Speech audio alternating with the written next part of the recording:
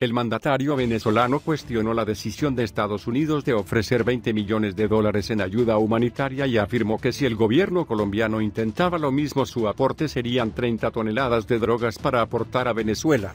Nicolás Maduro dijo hoy que Estados Unidos desprecia a la oposición de Venezuela, luego de que este país ofreciera $20 millones en ayuda humanitaria a través del autoproclamado presidente Juan Guaidó, y que Colombia solo podría aportar cocaína si pretendiera hacer lo mismo.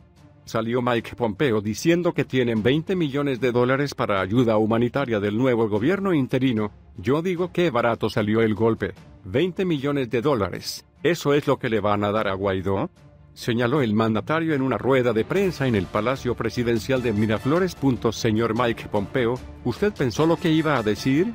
¿Así desprecia usted a su propia oposición, ofreciéndole $20 milloncitos por lo que hicieron, por el golpe de Estado?, añadió.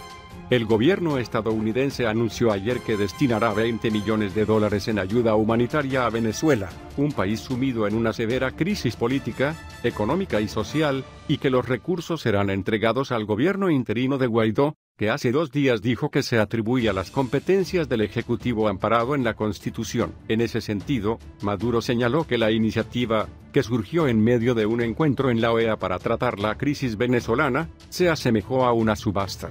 ¿El gobierno colombiano da más de 20 millones?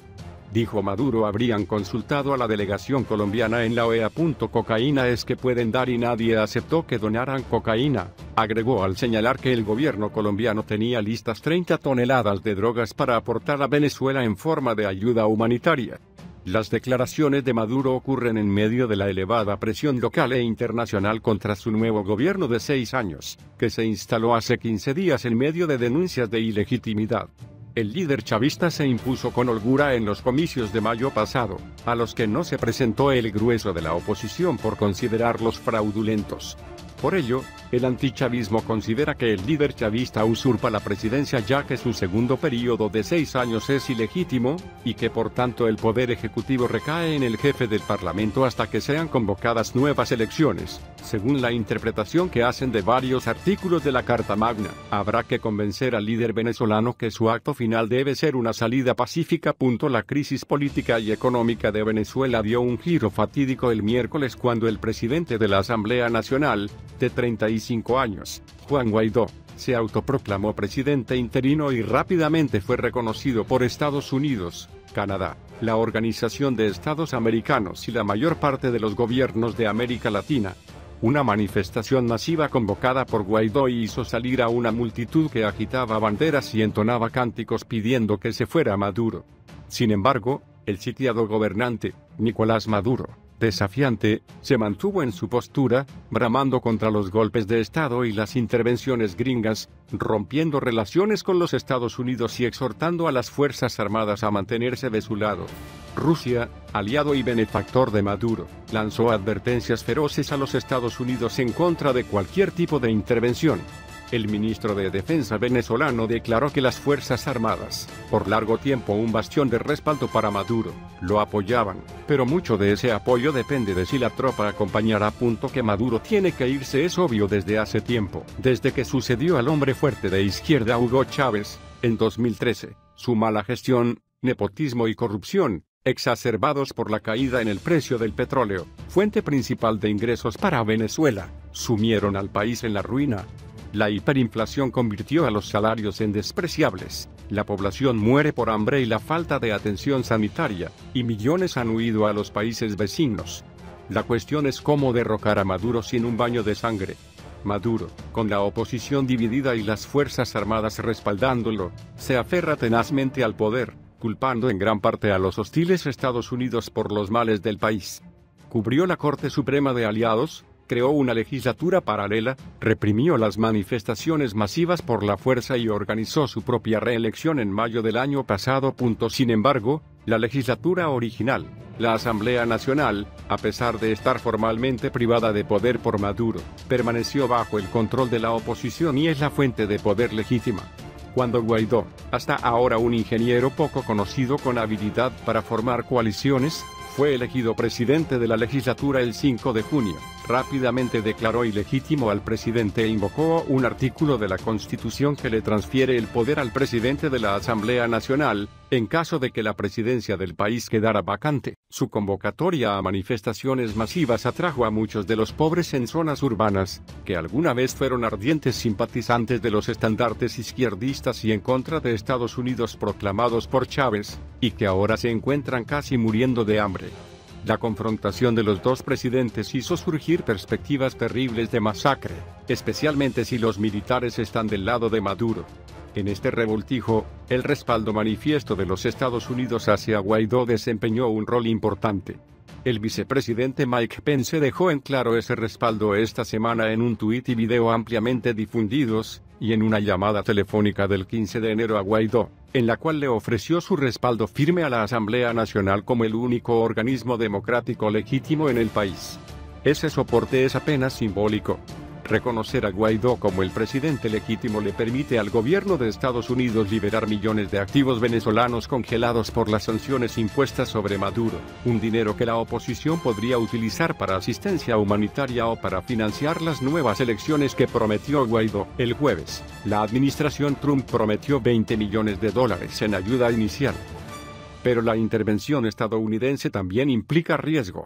El miércoles, el presidente Donald Trump una vez más agitó el fantasma de una intervención militar cuando dijo todas las opciones están en la mesa.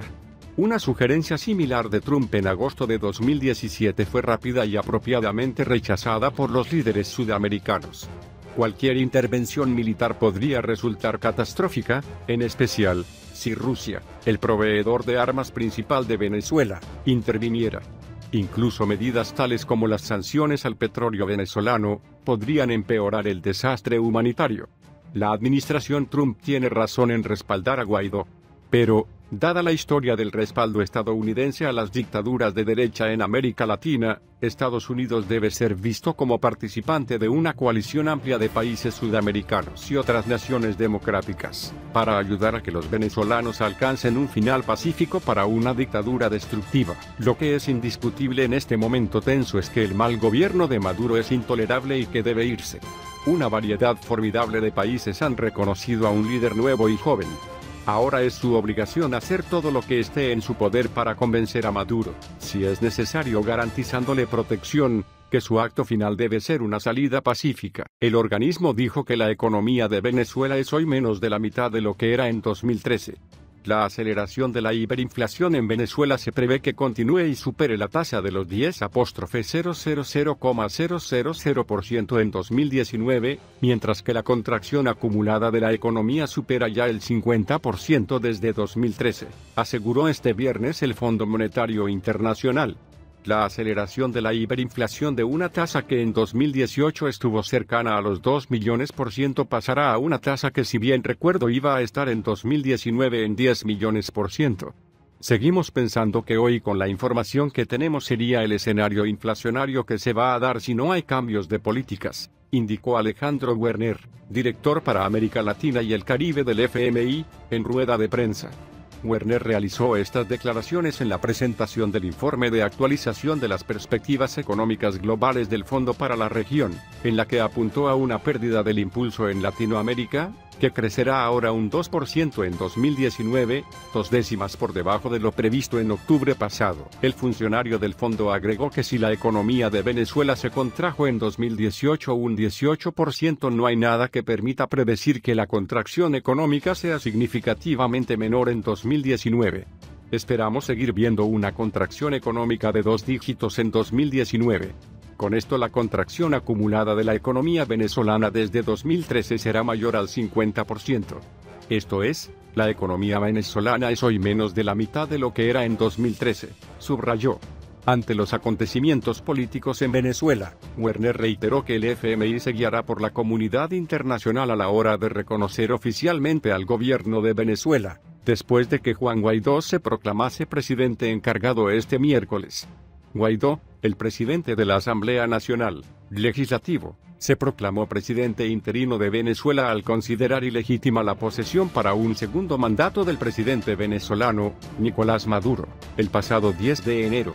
El gobierno del presidente estadounidense, Donald Trump, así como destacados países de la región como Colombia, Brasil, Chile, Argentina y Canadá han reconocido a Guaidó como presidente interino, mientras que Maduro ha recibido el respaldo de Rusia, Turquía, China, Bolivia y Cuba, lo que ha ahondado la aguda crisis e incertidumbre política de Venezuela.